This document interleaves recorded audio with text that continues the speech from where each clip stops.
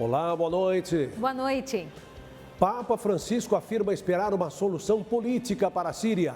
Na catequese, Papa reforça que o cristão deve irradiar e ser semeador de esperança. Governo publica a regra para liberar mais de 6 bilhões de reais em emendas parlamentares. Câmara aprova projeto de lei que trata sobre dívida dos estados junto à União. Missa na Fundação Casa leva oportunidade de internas professarem a sua fé. Evitar a ingestão de açúcar nos primeiros anos de vida pode ajudar a prevenir doenças. As atrações na programação do Osana Brasil, um dos maiores eventos do ano na Canção Nova. E na segunda reportagem da série é sobre Padre Jonas, a música como instrumento de evangelização. O Canção Nova Notícias está começando. A serviço da vida e da esperança.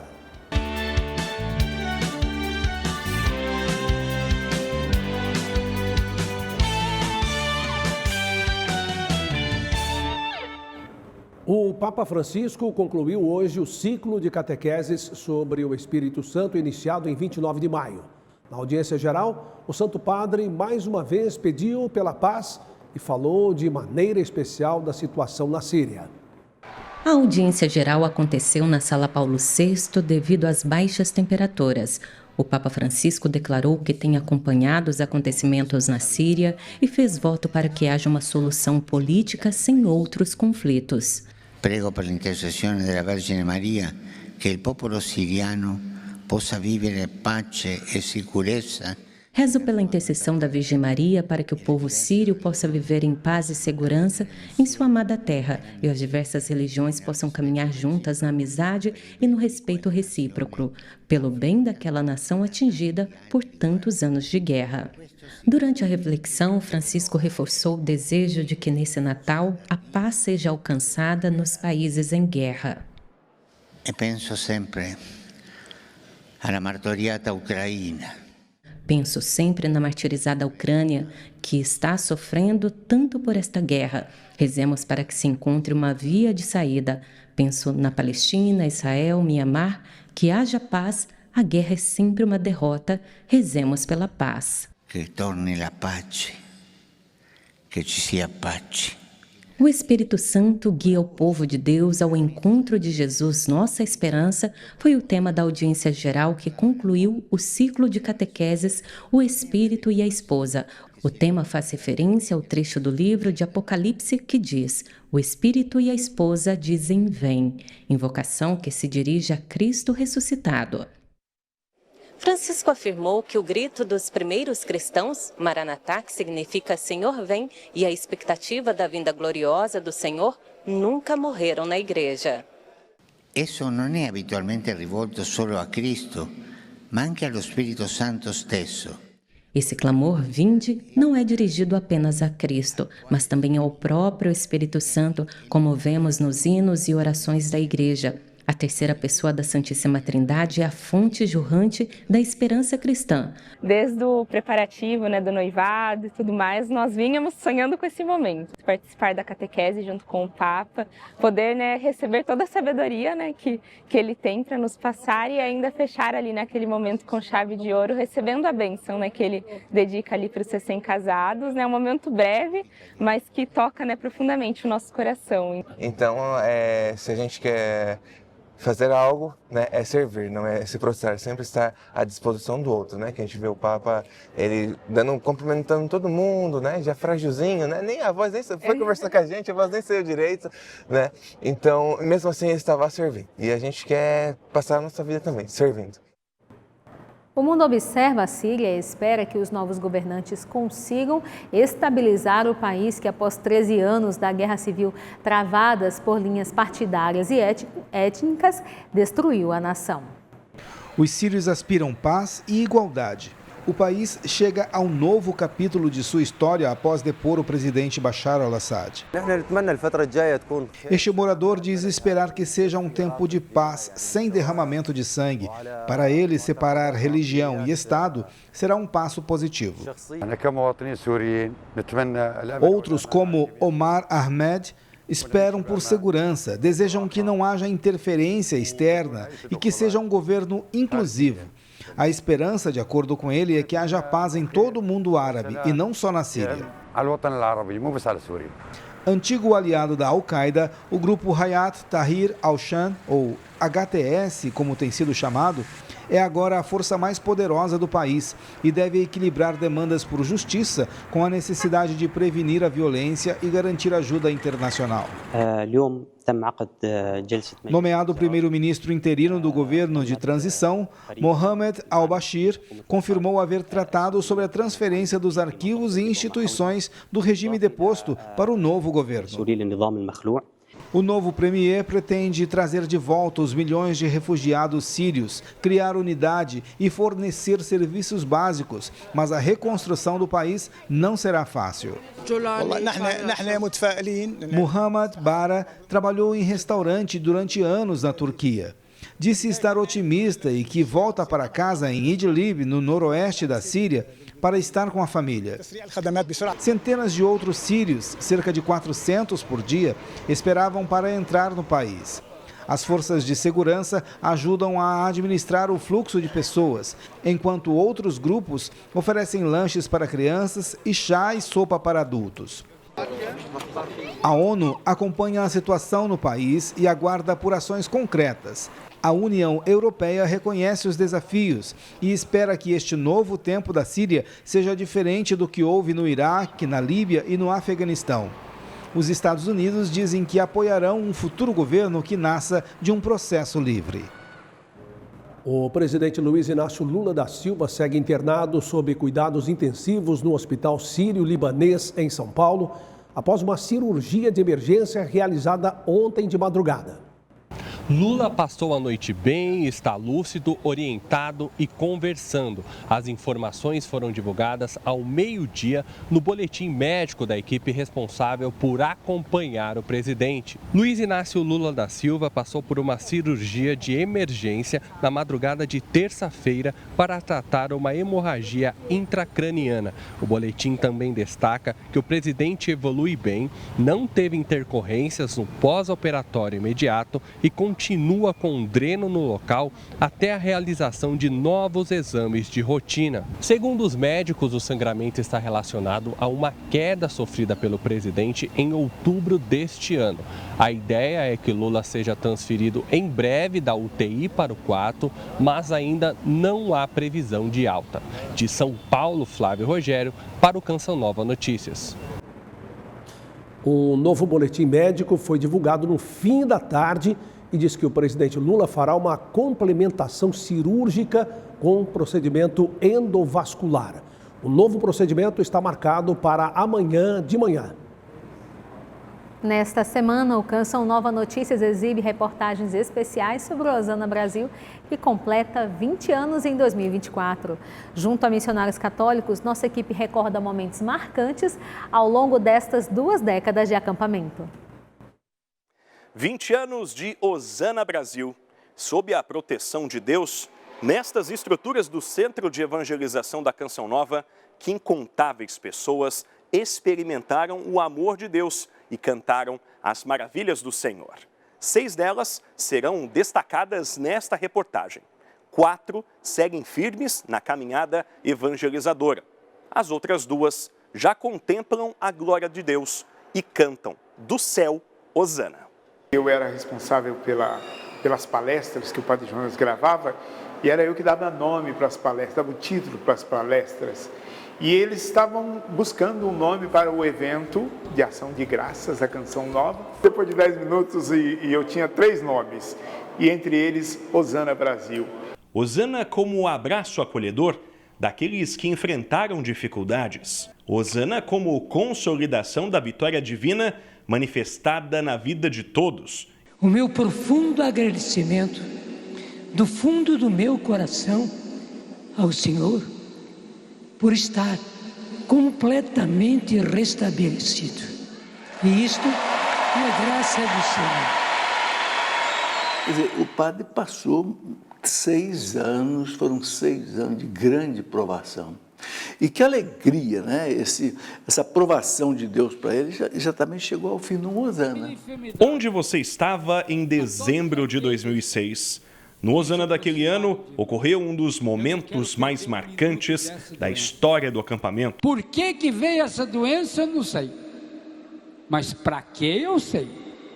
É para fortalecer a minha fé? Por isso eu tinha que vir gritar com vocês, Osana, vitória de Deus.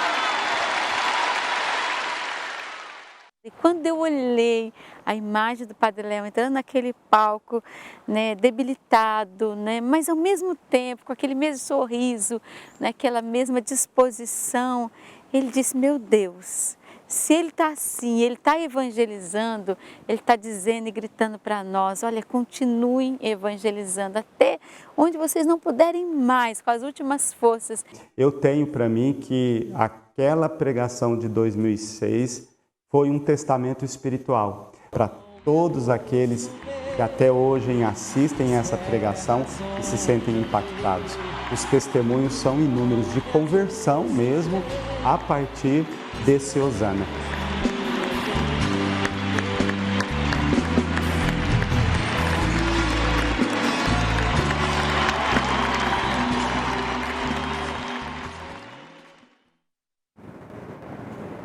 Seguimos falando do Osana Brasil, vamos ao Santuário do Pai das Misericórdias, onde está o repórter Emerson Tersigni, que traz informações da programação deste ano. Boa noite para você, Emerson.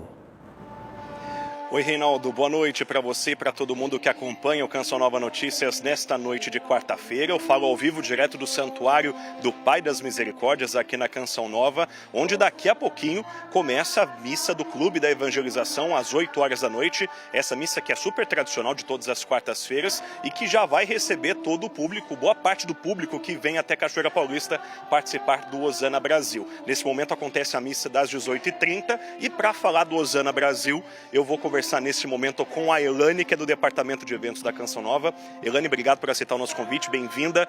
Quais são os destaques que você pode fazer para o dia de amanhã, que efetivamente começa o Osana Brasil? Boa noite a todos que estão nos acompanhando. É uma alegria, nós já esperamos você aqui no Osana 20 anos e amanhã o destaque é um dia de homenagem ao Padre Jonas, 2 anos do falecimento do padre. Tem toda uma programação especial no Centro de Evangelização, com também amigos do padre, professor Felipe Aquino, diácono Nelsinho, padre Wagner Ferreira. Nós teremos oração, adoração, Santa Missa e uma noite especial de homenagem aqui no Santuário do Pai das Misericórdias com o coral Canção Nova.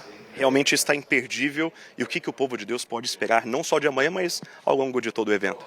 O povo de Deus pode esperar que todos vão estar reunidos para gritar o nosso Osana, entregar ao Senhor todas as realizações, tudo aquilo que nós vivemos durante este ano e com certeza o Senhor receberá como oferta agradável. Esse Osana vai ser uma bênção para todos nós. Perfeito, obrigado mais uma vez pela sua participação, bom evento para nós, né? Estaremos empenhados aí nesta cobertura e eu volto contigo, Reinaldo, no estúdio, só reforçando que a programação completa do Osana Brasil disponível em nosso site eventos.cançãonova.com. Volto contigo. Muito obrigado, boa noite para você, Tersigni.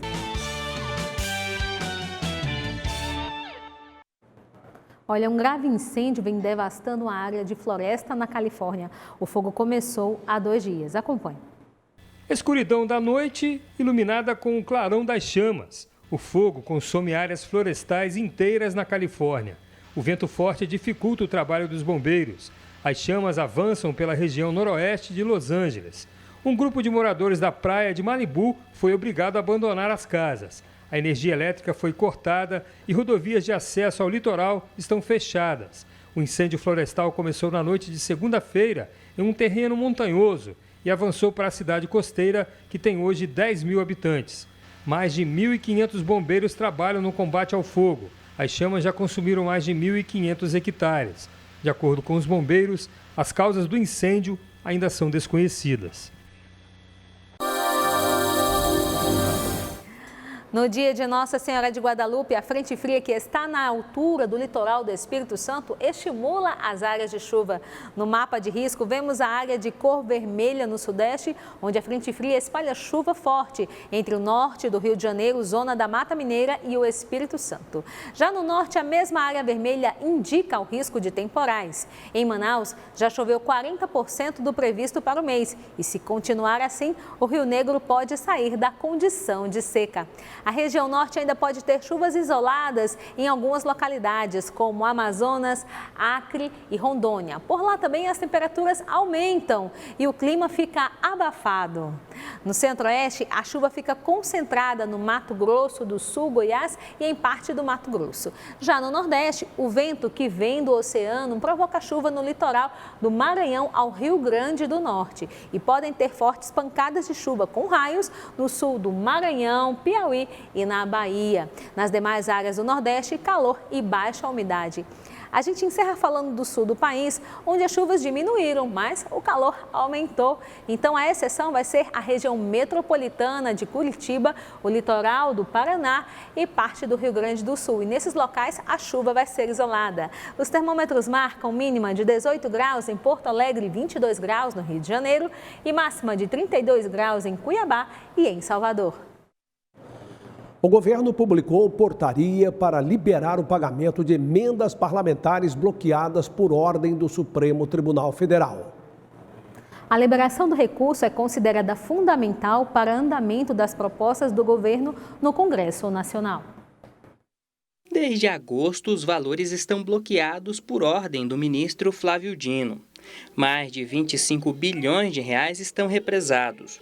O Congresso chegou a aprovar uma nova regra para a liberação, mas o ministro do Supremo aprovou a mudança com ressalvas e os parlamentares não gostaram. O governo então publicou uma portaria para tentar resolver o problema. As emendas individuais e de bancadas são fundamentais para as negociações entre os parlamentares e a base nos estados. Os recursos podem ser utilizados em obras e ações nos municípios com forte impacto na população. O dinheiro é parte do orçamento federal e é utilizado como moeda de troca nas votações de interesse do governo no Congresso. A equipe econômica tem pressa para votar ainda em 2024 o pacote de ajuste fiscal. A falta de recursos para os deputados é apontada como principal entrave nas negociações. O governo, por certo, sabe das dificuldades que tem se comparar a decisão do Dino com a lei aprovada no Congresso Nacional e sancionada pelo presidente da República. É isso que está o problema. Mas, de novo, nós temos uma lei aprovada que não foi declarada inconstitucional, sancionada pelo Executivo, com a decisão que diz um pouco diferente do que foi aprovado. Então, esse é o dilema. Para tentar resolver o problema, a portaria interministerial, publicada em edição extra do Diário Oficial, cria novas regras para a liberação. Emenda PIX se houver apresentação de plano de trabalho até 31 de dezembro. Emenda de comissão, liberado com identificação do parlamentar. Emenda da saúde, empenhada até o dia 3 de dezembro, com aprovação do Ministério. As mudanças podem ajudar o governo nas votações do pacote fiscal, mas muitas negociações ainda serão necessárias. Talvez não sejam aprovadas todas as matérias, mas não sejam aprovadas todas as matérias como o governo anseia.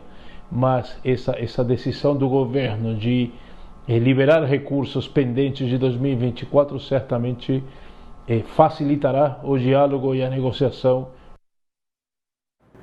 A Câmara dos Deputados aprovou o projeto de lei complementar que trata sobre a dívida dos estados junto à União. A proposta agora segue para análise do Senado, como informa a repórter Gabriela Matos. A proposta aprovada pela Câmara dos Deputados estabelece juros mais baixos e a possibilidade de parcelamento do saldo devedor em até 30 anos para os estados com débitos junto à União. Atualmente, essas dívidas ultrapassam 765 bilhões de reais, sendo 90% concentradas em Goiás, Minas Gerais, Rio de Janeiro e Rio Grande do Sul. O texto agora segue para análise do Senado e prevê a redução da taxa de juros de 4% para 2% ao ano, desde que os estados atendam a determinadas exigências, como realizar investimentos específicos e destinar recursos a um fundo voltado para projetos que beneficiem todas as unidades federativas. De Brasília, Gabriela Matos, para o Canção Nova Notícias. Um estudo realizado por uma universidade da Califórnia mostrou que evitar o açúcar nos primeiros anos de vida pode ajudar a prevenir doenças futuras. A Nathalie é mãe do Estevão, que completa 2 anos em fevereiro. Desde os 6 meses, a família preza por uma alimentação saudável e nutritiva, à base de frutas, verduras, hortaliças. O açúcar por aqui não é uma opção, a não ser o doce natural dos alimentos. Então, uma fruta, em vez de fazer um suco de laranja, ele consumia a laranja, comeu brócolis, o alface, né, legumes, verduras, as frutas. Então, tentar o máximo possível que ele tenha essa alimentação saudável e ele vê também, seja a mãe, o pai comendo, a avó, para que ele também participe, né, e queira consumir aquele alimento. A Universidade da Califórnia realizou uma pesquisa com 2 grupos de pessoas nascidas entre 1951 e 1956, período pós-Segunda Guerra Mundial, quando houve um severo racionamento de açúcar na Inglaterra. O estudo revelou que o grupo menos exposto ao açúcar durante os 3 anos de escassez apresentou menor incidência de doenças na fase adulta. Houve uma comparação entre esses 2 grupos e, assim, chegou-se à informação de que houve uma redução em cerca de 35% do risco de diabetes futuro, em torno de 30% de redução de obesidade e em torno de 20% de redução de hipertensão arterial. E não só houve a redução nessa população, como o prazo em que essas patologias se instalaram, também houve um retardo. De acordo com dados do Ministério da Saúde, o brasileiro consome até 50% a mais de açúcar que o recomendado pela Organização Mundial da Saúde. Mas será que tem uma quantidade limite para a ingestão diária?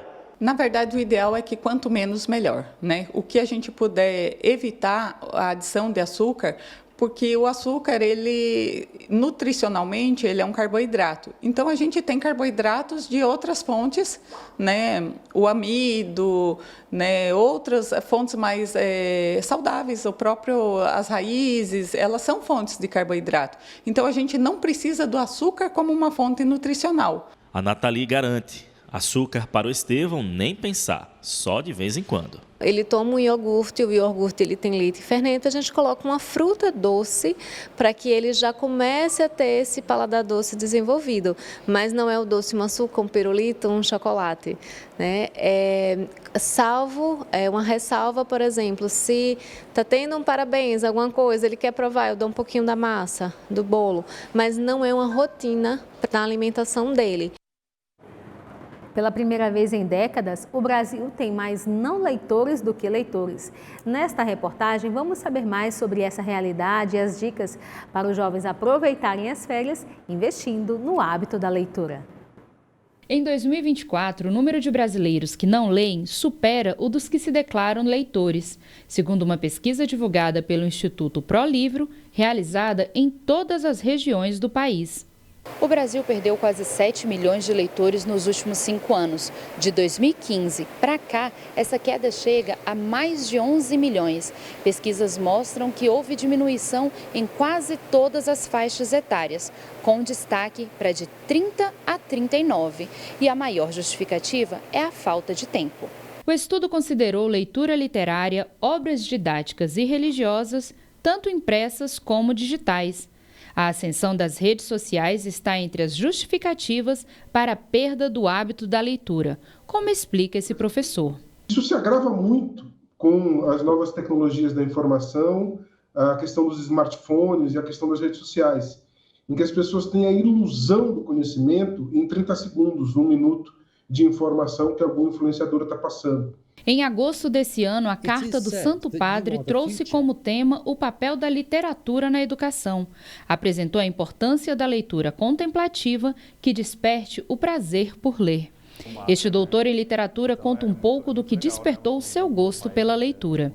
Foi assim, crescendo que eu percebi que, caramba, é possível que a linguagem possa ser utilizada para expressar coisas que as pessoas não conversam no dia a dia. A literatura realmente trabalha com a imaginação, e a imaginação é uma faculdade muito poderosa. Os profissionais dão dicas aos leitores e às famílias para estimularem o gosto pela leitura em casa. Você provocar a comunicação na família ajuda a fazer a comunicação consigo mesmo e, consequentemente, com a leitura.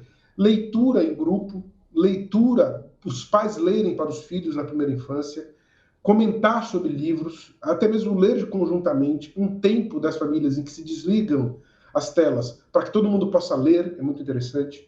Jovens, né, especialmente aqueles que têm a fé católica, devem começar a ler o Evangelho 5 minutinhos por dia. Leitora assídua, Maria Aparecida deixa um incentivo para a nova geração. Sou professora e tenho 65 anos, mas eu continuo lendo. A gente tem que ler para a gente saber como que é as coisas. No celular não dá certo. A Pastoral do Menor da Arquidiocese de São Paulo está realizando celebração de missas em unidades da Fundação Casa. Este tempo de Natal é motivo para levar esperança a quem deseja recomeçar. Um momento de pausa e oração em meio aos desafios da vida.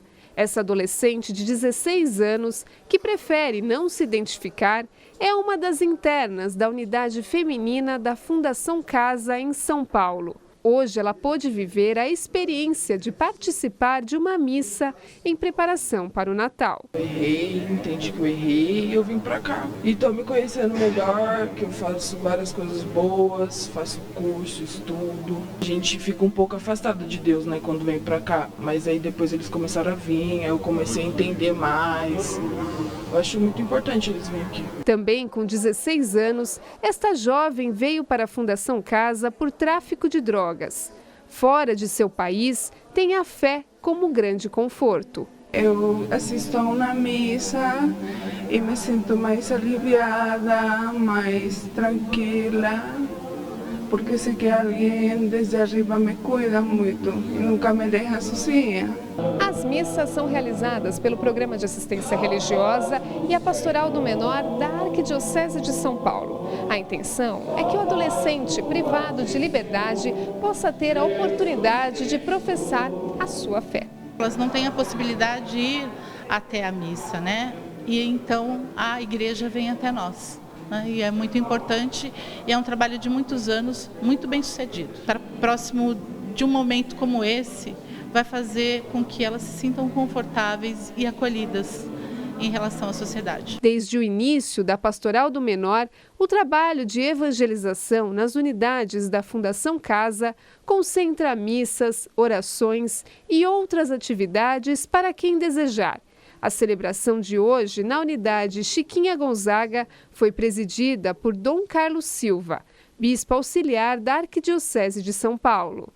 Jesus traz a luz, traz a reconciliação, traz a proposta de uma vida nova, de ressignificar todo o seu passado e construir um futuro diferente. Por isso é um tempo de reconciliação e de sentir essa presença de Deus no meio delas aqui, dentro desse espaço. Esperança que a entrevistada do início dessa reportagem pôde sentir ao representar Maria no presépio vivo ao final da Santa Missa. Achei bem importante, perto do Natal, a gente está longe da família, mas tem o conforto de Deus, né? Na próxima sexta-feira, a igreja vai celebrar Santa Luzia, protetora dos olhos. Ela é conhecida também como portadora da luz. Sim, em Minas Gerais, uma exposição especial comemora os 280 anos do jubileu em homenagem à santa. Quem passa pela igreja de Nossa Senhora do Rosário dos Pretos, no Centro Histórico de Santa Luzia, tem a oportunidade de fazer uma viagem no tempo e conhecer um pouco mais sobre a fé que há 280 anos marca o jubileu da santa que dá nome à cidade. É a exposição Fé Estampada e Testemunhada. Alguns objetos, que são usados no Jubileu de Santa Luzia, que lembram a devoção, lembram a história da cidade, lembra a história dos festeiros, a iconografia de Santa Luzia nas imagens, nas bandeiras, nas vestes litúrgicas. A cada festa, uma nova camisa com imagens da padroeira é lançada. Quem visita a exposição também descobre que a cada ano ocorre uma mudança nos chamados festeiros do jubileu. Quando você vai ter a festa de um padroeiro, se escolhe ou se elege um festeiro, um casal, uma família para preparar a festa, para presidir ali uma comissão que vai fazer a festa. Então essa tradição aqui é muito antiga, Os visitantes podem apreciar de perto a história e os andores que por décadas foram usados pelos fiéis para carregar a imagem de Santa Luzia durante as procissões.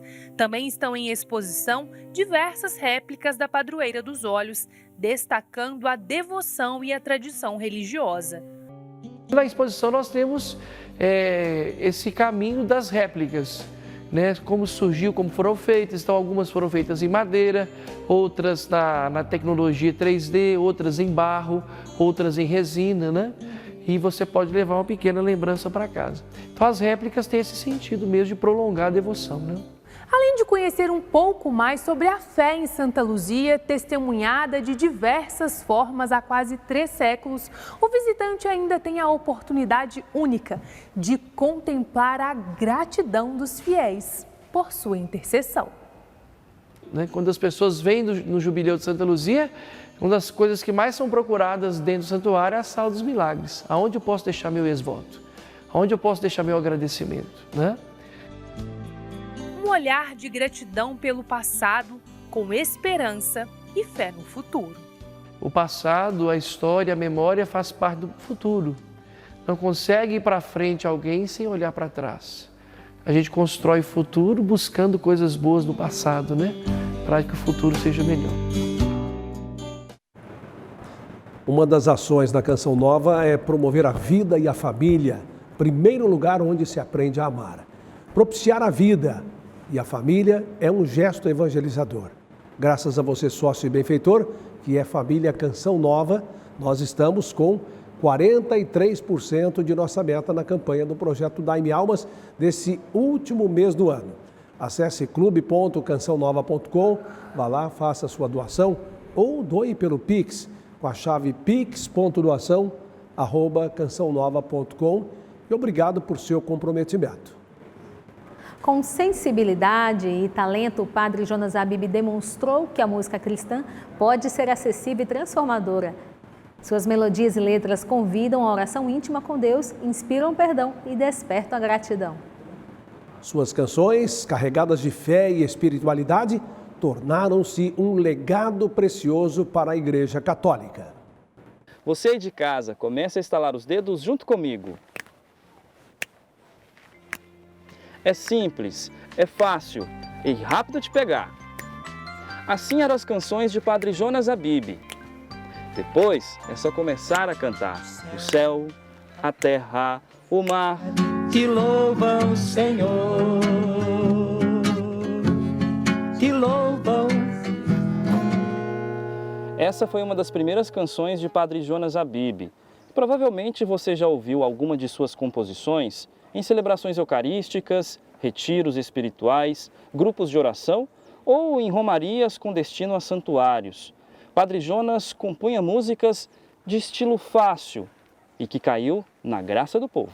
E muito interessante, a primeira música que Deus me deu a graça de compor foi uma música de louvor. Ele ensinava que nós não podíamos cantar por cantar, mas o meu cantar precisava ser com a finalidade de fazer Jesus Cristo mais conhecido e mais amado. Na música, 10% é inspiração. Os outros 90% é transpiração. Você recebe de Deus voz, capacidade musical, mas para chegar lá onde Deus quer que chegue, né, você precisa colocar 90% da sua parte de esforço. É um exemplo que a gente também tem que sempre dizer o sim ao nosso Deus todos os dias, todo o tempo. E vai com medo mesmo, porque dá aquele medo, aquela coisa, mas tem que enfrentar a si mesmo. Nas montanhas resplandece a glória de Deus, a glória de Deus. O legado de Jonas Abib, pequena criança lá do interior de São Paulo, torna o sim à vocação uma resposta forte e corajosa. Padre, músico, pregador, inspiração de santidade. Um brasileiro ousado, rompeu o comodismo, subiu aos altares e palcos e tornou Jesus conhecido. O mar é Deus e o barco sou eu. A simplicidade, a verdade nas composições, porque ele cantava a vida dele, a unidade entre os músicos. Ah, sim, teve uma canção que o Padre Jonas cantou e eu ouvi pela primeira vez da sua boca. Estavam fazendo essa descoberta do amor de Deus quando ele cantou Isaías 49. Eu jamais esquecerei o meu povo. Eugênio, Cristiane, Adriano, Camilo e outros milhares. Uma geração de músicos impulsionada pelo sim de um coração dócil à vontade de Deus. Vai chegar o dia em que a sua vocação e a sua missão vai exigir a tua existência. O mar é Deus e o barco sou eu. E que belo legado deixado a todos os músicos, não é mesmo, Reinaldo? Sim.